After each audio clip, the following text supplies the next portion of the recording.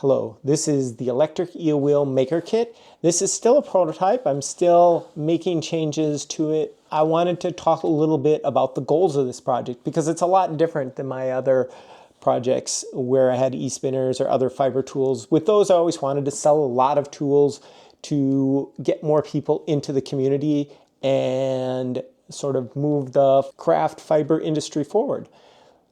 But with this project, all of these yellow parts are 3D printed. So for this project, I would just ship you a small bag of parts, about that big, and it weighs a little over a pound, and it would let you then make your own eSpinner. And my hope is that by releasing all of the CAD files and all the 3D printed files, that there'll be a community of people that then adapt and make new versions and kind of drive the industry forward. I also think that this kind of community, the fiber industry community, all of you are makers, right? You like to make yarn, you like to make things with your hands. And I think that even if you haven't made kits like this before, that you'll find that making something with your hands like an eSpinner is fulfilling, and it makes you value it even more than if you were to just purchase it assembled. It also helps you understand things, and I think that, you know, with that pride of ownership, with that understanding of what really goes into making an eSpinner, more people will contribute to make new ideas and make better eSpinners going forward. So while it would be great to sell a bunch of these kits, that's not my primary goal here. My primary goal is to drive forward the fiber industry and hopefully get a lot of new ideas for new spinning wheels going forward. And people have that pride of ownership by building their own eSpinners. And I certainly know it's not for everyone. I'm very excited to sort of see where it goes. It might, you know, I'm not expecting this to be one of my better selling eSpinners, but I'm passionate about making things. And I think that giving the people an opportunity to make their own eSpinners by giving them, you know, like it comes with the spindle and the motor and a circuit board, a whole bunch of other things necessary, all of the parts so that you can put together your own eSpinner, and I'll have instructions on exactly how to build this one. And my hope is that other people will take all of the CAD files that I'm giving away and all the 3D printed files and start modifying them like they have my bobbin files for other eSpinners, and start making cooler looking designs or give you more options. But even without all of that, you can still customize it because it's 3D printed. That gives you way more color options than exist with my previous injection molded eSpinners. And I'm still planning to make new injection molded parts for other devices. Like, I'm not going to do a whole bunch of 3D printed things. I think that injection molded parts make things cheaper and a little bit higher quality than 3D printed oftentimes. But in this case, the ability to make your own device, I think, is really interested. And this is really going to be a trial to see how that kind of thing works for spinning wheels. So let's just turn this guy on. It works very similar to the electric eel wheel 6. It's got the same size bobbin as an electric eel wheel 6.1. The switches are all going to work similar to the 6.1. It does have a little display here, like the electric eel wheel fold. This has, you know, the current circuit board for this has got everything the electric eel wheel fold circuit board had, which is sort of the best electronics I had, and I've actually added a few more things to it. So I'm very excited about this. I even added a special port that you can connect more things to, just because I thought it might be cool if somebody experiments with that. So there's a lot of things here that I haven't done on my other eSpinners, and we'll see how it's received. But like I said, I'm pretty excited. I'll show you a close-up of the screen pretty soon, but let's just show how it all works. So it works just like my other eSpinners. You turn up the speed. This is displaying the RPMs over here of the flyer. You can change directions. The tension dial. I think is in a nicer position than my other eSpinners. It's not as far back. And that's something that I'm really excited to sort of experiment with and see how it works out. This is holding a battery. That's an optional accessory you could have. You could store the battery somewhere else. I'm probably not going to ship a power supply with this because a lot of people will have a power supply that already works. The electric eel wheel 6 power supply will power this. And if you don't have one, I'll have one on my store, or you could buy one on Amazon, or you could buy a battery if you're like, I don't need the wall power supply. So that makes the whole kit a little bit cheaper and more flexible. That's really what I want. So that's kind of the spinning wheel. Let me show you. I've actually made some changes to the software, so I want to show you a close-up of the screen now. So like the Fold, you can control the speed with a dial on the side, and this is displaying the RPMs of the flyer. Right now it's not turning because it's paused, and you can tell it's paused because those dots on the bottom are blinking.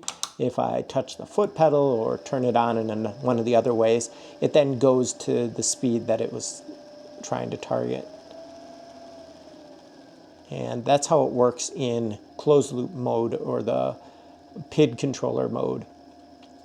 So that all functions pretty similar to the electric eel wheel Fold. The area that I've made a bunch of changes is in, I've replaced startup profiles with something that allows you to control more things. So for example, well, right now that we're in the startup routine, so you always walk through the startup routine and can control the different things that you want to set. And now this is a little bit more involved. If you don't touch the speed dial, you can just tap the foot pedal and it will walk through all of the modes and not change anything. I'll talk about the different things you can change. So this first one is the control menu, and this is where you're going to pick open loop mode, and this is how the electric eel wheel 6 works. And in this mode, it will display to you the percentage of power that you're running at instead of the RPMs, because this mode is more about running the motor at a certain percentage of power, which gives it a certain kind of feel. And the other mode is this. So this is a PID loop mode, and this is how the electric eel wheel Fold works, where it tries to keep the motor running at a specific speed. And it might increase the effort or decrease the effort of the motor based on how much tension there is on the flyer.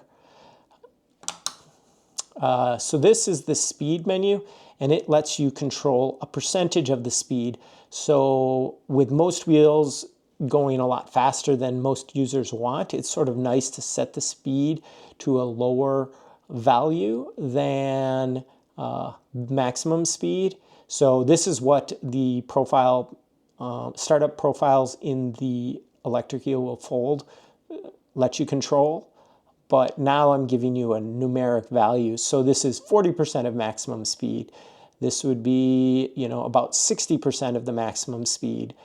And you can pick what percentage of speed. I think that most people will just leave it at the defaults, and the defaults will be different for each device, but it lets you control the speed more easily because you're limiting the range to what you actually use rather than what the machine is capable of. And most of my eSpinners, all of my eSpinners spin faster than a lot of people are capable of plying the yarn, including myself. I'm not a very fast spinner, so I really appreciate this mode.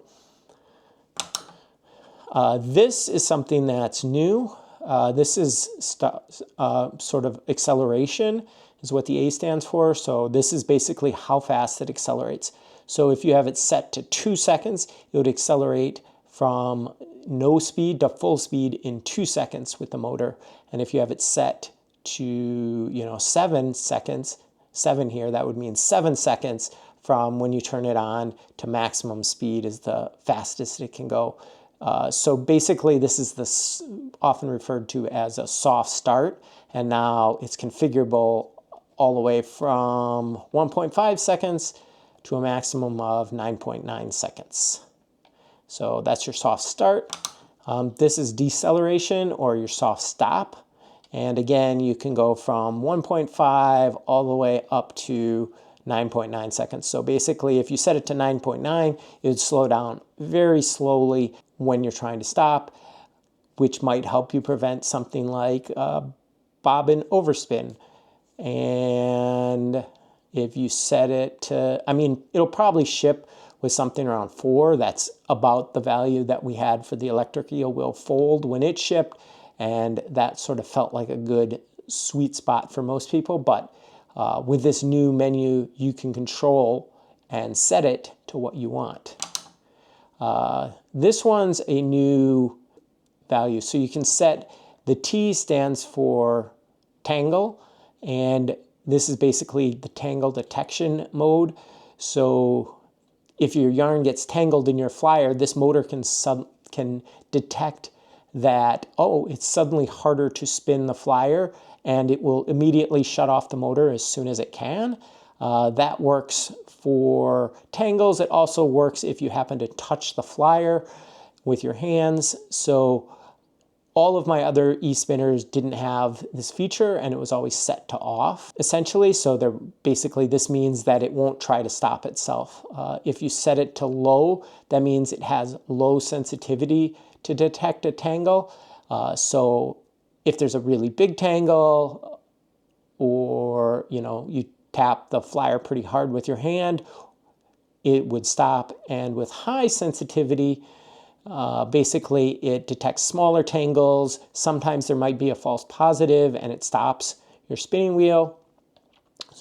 And that can be annoying. So I think I'm going to ship it with low and just let people experiment with the feature. And we could change this to be, finer grain controls with numbers and see what people like to set this to. But I think that gets overly complicated. I'm not even sure this feature is going to get used much. So I'm going to keep it simple in this first release, probably at least, unless I get a lot of feedback saying I should do something else, and just offer off, low, and high. And I'll probably try to ship it with low by default. And I think, yep, that's all of the options that are in this menu. I'll show you what the tangle mode actually does. So if we start the spinning wheel, it starts to spin up, and if something suddenly gets tangled or hits the flyer, it will stop and the screen will display tangled for a little bit and then go back to the paused state. Hopefully that was interesting, and if you have any feedback or ideas you'd like to see included in this electric eel wheel maker kit edition, please leave them in the comments. I would appreciate it. Thanks for watching.